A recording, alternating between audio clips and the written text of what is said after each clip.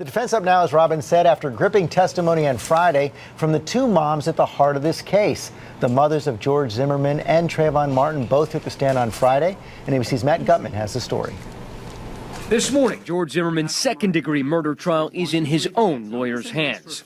His team tells ABC News that while the prosecution spent 9 days arguing Zimmerman shot Martin because he wanted to, the defense will argue he shot him because he had to. My client acted in necessary self-defense. Focusing on forensics, barraging the 6 female jurors with images of Zimmerman's bloody head and face. Zimmerman's lead attorney, Mark O'Mara, told me one of his primary concerns is the possibility of the jury acquitting Zimmerman on second-degree murder, but convicting him on lesser charges. I'm really hopeful that the jury will understand that self-defense is self-defense to every crime possible. And they do not look at this and say, well, maybe we'll compromise when this is not a situation where anyone should compromise. On Friday, the defense opened its case. And whose voice was that? My son, George. In much the same way as the prosecution closed its case with a mother hearing her son's voice in these howls. And who do you recognize that to be, ma'am? Trayvon Benjamin Martin. The prosecution called 38 witnesses. Many seem to bolster Zimmerman's defense, including the last witness, the medical examiner. Only one person knows in this Objection, room. Your Honor. The witness is not being responsive. Nobody knows what the Trayvon did after he was shot. Excuse me, Dr. Beth. Yes. You need to wait until a question is finished being asked. Testimony at times chaotic and scattered. He admitted to losing evidence and changing his opinion about how long Martin may have lived after being shot. For Good Morning America, Matt Gutman, ABC News, Sanford, Florida. Okay, let's get more now from ABC News chief legal anchor Dan Abrams and Judge Janine Pirro from the Fox News channel. Also have a new book out, Clever Fox, out this morning. Looking forward to reading that. Let's begin, Dan, with the prosecution finished their case on Friday, and not terribly convincing. No, look, they did an okay job with tough evidence and an even tougher legal standard.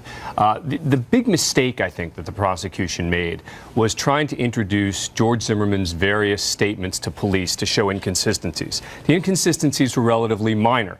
And now, George Zimmerman doesn't have to take the stand, because they've now shown all of George Zimmerman's statements. And when you have these inconsistencies being relatively insignificant, if you're Mark O'Mara, the defense attorney, you say to yourself, why would I call him? Why would I risk it at this point? I think that's the only real tactical mistake that the prosecutors made. You agree with that? Yeah, I do agree with that. And there is no benefit that Zimmerman can gain from taking the stand. He will simply be cross-examined regarding confrontational issues in his past. And there's nothing that he can say that hasn't already been put into evidence by the prosecution.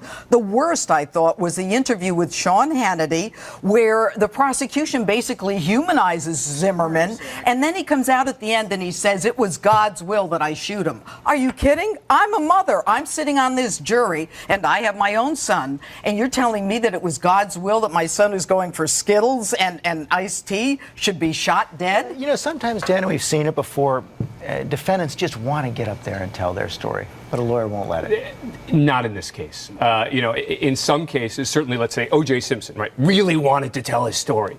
In this case, George Zimmerman wants to save his hide. And if he does, he is going to accept Mark O'Mara's advice to him, which will be very strong and very firm and very unequivocal, which is you do not want to take the stand, you will not take the stand, and as a result, I don't think that there's a real chance that he's going to do it. And you cannot take the stand. And as Dan pointed out, Janine, the standard here, very tough for prosecutors. Well, it's beyond a reasonable doubt. Every person on that jury has to be unanimous in their belief that Zimmerman was entitled not only to defend themselves, but the prosecution has to prove that he wasn't reasonable in his defense of himself. Zimmerman has already established that he was in fear of great bodily harm.